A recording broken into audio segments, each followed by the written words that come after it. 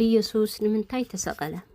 ኢየሱስ ክርስቶስ ኣብ መስቀል ክስቀል ፈቃደኛ ዝኾነሉ ቀንዲ ምክንያት ንዓና ካብ ሓጢኣትን ካብቲ ፍረ ሓጢኣትን ዝኾነ ሞትን ንምድሓን እዩ።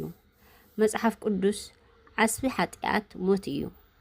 ውህብቶ ጸጋ እግዚአብሔር ግና ብኢየሱስ ክርስቶስ ጎይታና ናይ ዘለዓለም ህይወት እዩ ይብል ኣብ ሮሜ ምዕራፍ 6:23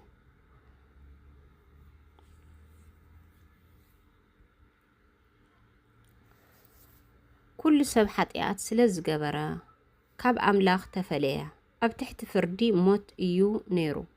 እቲ ሓጢኣት ዘይብሉ ኢየሱስ ግና ኣብ ክንዳና መስዋዕቲ ብምኽፋል ነቲ ንዓና ዝግበአና ዝነበረ መቕጻዕቲ ኣብ ዝዋኑ ብምግባር በጃ ኮይኑልና እዩ።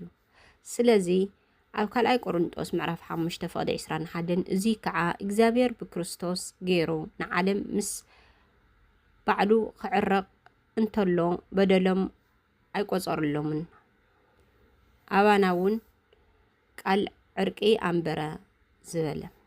እዚ ድማ ነቢይ ኢሳይያስ ኣቐዲሙ ከምዚ ኢሉ ተነብዩ ነበረ።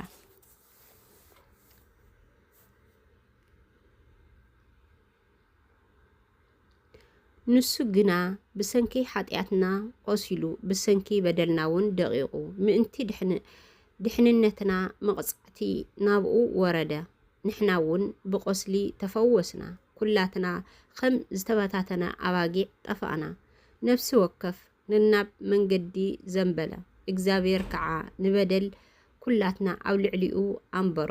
ተጨነቐ፣ ተሳቀየ፣ ግና ኣፉ ኣይከፈተን። ከምቲ ናብ መሕረዲ ዝኽብከብ ጣቡት ከምቲ ኣብ ቅድሚ መቐሲኡ ሱቕ ዝብል በጊዕ ኣፉ ኣይከፈተን።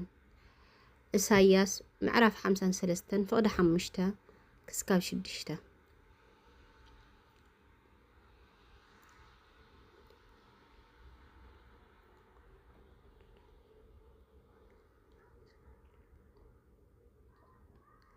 ስለዚ ጎይታናን መድሓኒናን ኢየሱስ ክርስቶስ ንሕና ምእንታን ውላዳት ኣምላኽ ክንከውን ኣብ ክንዳና ቤዛ ንምዃን እዩ ናብዚ ዓለም ስጋ ለቢሱ ዝመፀን ዝተሰቐለን።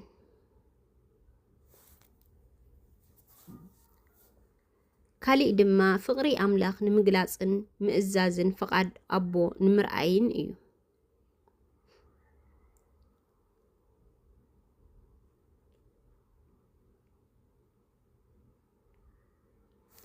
እግዚአብሔር ንደቂ ሰባት ኣዝዩ ስለ ዘፍቅረና ንሓደ ወዱ በጃ ዓለም ክኸውን ልኢኽዎ እዩ።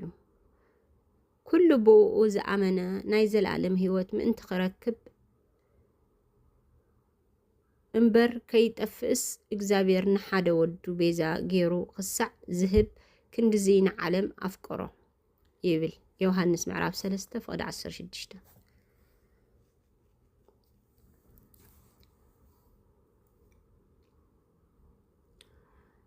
ኣብ ሮሜ ምዕራፍ 5:8 ድማ ግና ንሕና ገና ሓጢኣትን እንተለና ክርስቶስ ምእንታና ሞይቱ እዩ እሞ እግዚአብሔር እታ ኣባና ዘላቶ ፍቕሪ ብዚ የርኢ ኣሎ ይብል።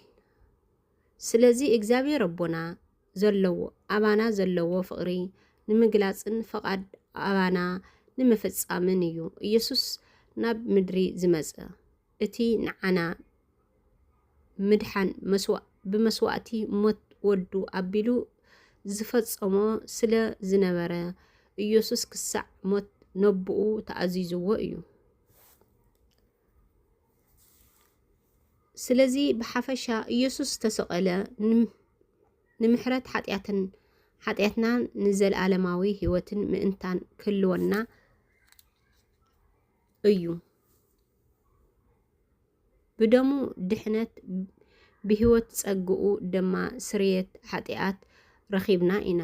ስለዚ ኢየሱስ ብፍታውን ብፍቕርን ተደሪኹ ንዓና ንምድሓን ኣብ መስቀል ክኸውን ፈቃደኛ ኾነ።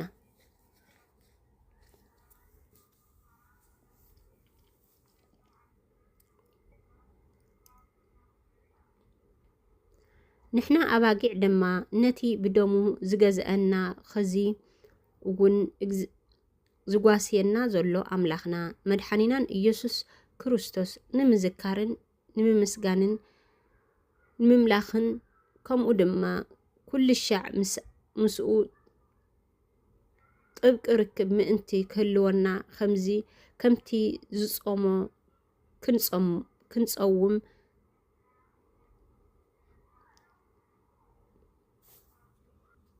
قنيناس كمزي دما نتي قويتانان مئنتانا كبل زتقانزون زحممن نمزكار نحنا دما بزتوسنا ملكعو نمفتان سمنو حمامات أتينا علنا صومنا نبركة يقولنا آمين أملاخنا نقويتانان إيسوس كريستوس بدمكا سلا زغزا خانان كاب موت منتيلكا زلعلماوي هيوت كلونا سلا زغبر كانان كل جيزة نمسكنكا مسغانا